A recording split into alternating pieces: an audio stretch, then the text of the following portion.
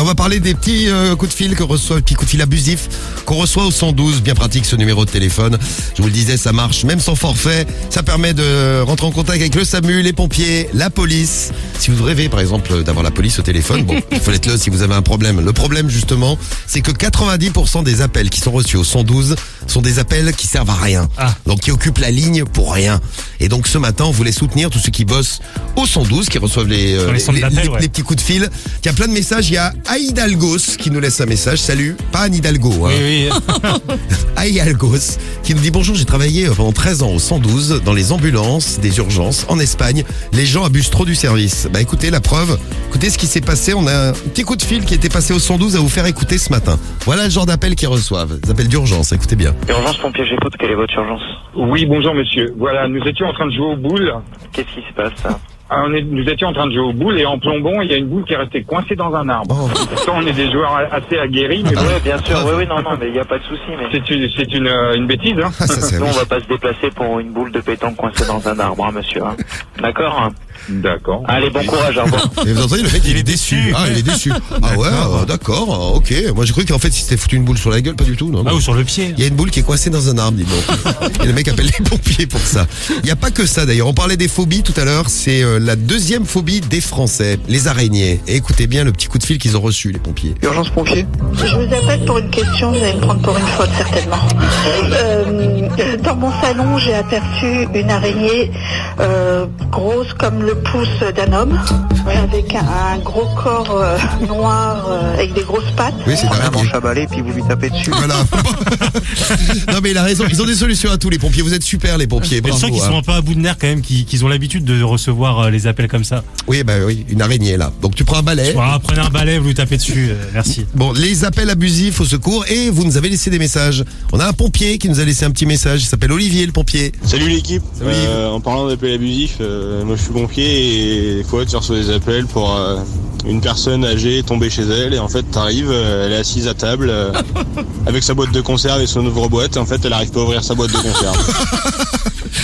Eh ben vous servez à tous les pompiers, quel beau métier, vous rendez service aux Français. Ouais. Et ça c'est beau. J'espère que tu as bien ouvert la boîte de conserve de la mamie. J'espère, oui. Voilà. Au moins. Des appels abusifs au secours, c'est parti pour notre compile là.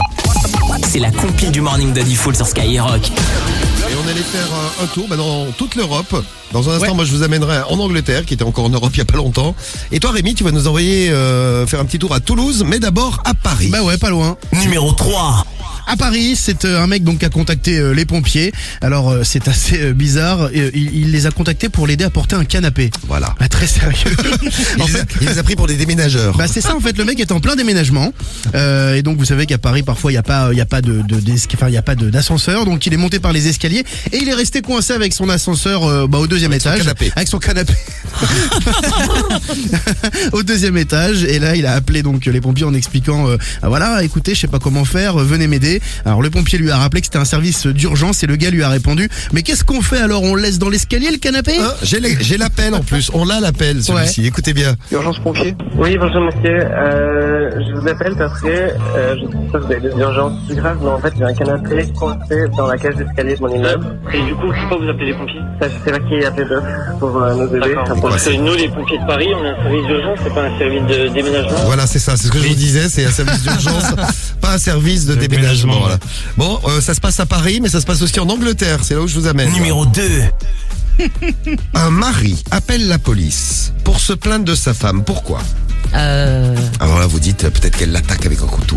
Peut-être qu'il se passe un truc dangereux. Non, pas du tout. Son mari ronflait depuis le début de la nuit. Elle n'en pouvait plus. Elle a passé un petit coup de fil. Elle a appelé le 112. Et donc, il a appelé le 112. C'est le mari. Ouais. Parce que son épouse ronflait comme une moto, a-t-il dit. Like some motor. Il ne savait plus quoi faire. Bon, la policière lui a répondu. Bon, c'est pas une affaire de police. Avant de recommander au mari de demander un avis médical. C'est bien, il donne toujours des conseils. C'est sympa, un avis médical au réveil de sa femme. Voilà, donc direction le médecin et peut-être l'hôpital psychiatrique pour le mari. Oui, je crois aussi, ouais.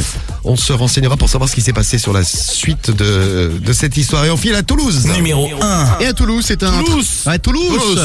C'est un travesti de 39 ans. Bon, il appelle les pompiers à 5h30 du matin. Il semble... Salut les filles. Il semble en pleine déprime. Bon, il dit aux pompiers, les gars, je vais me suicider, venez m'aider, j'en peux plus. Bon, alors, les pompiers quand même qui flairent le traquenard, ils appellent la police parce qu'ils se disent quand même quelqu'un qui veut se suicider n'appelle pas forcément les pompiers. Du coup, la police débarque, discute avec ce travesti de 39 ans et là, le mec pas du tout en dépression, alors il l'emmène en garde à vue pour appel abusif. Et là, il explique qu'en fait, il voulait juste une relation sexuelle avec le pompier. Oh, c'était gentil. C'était mignon.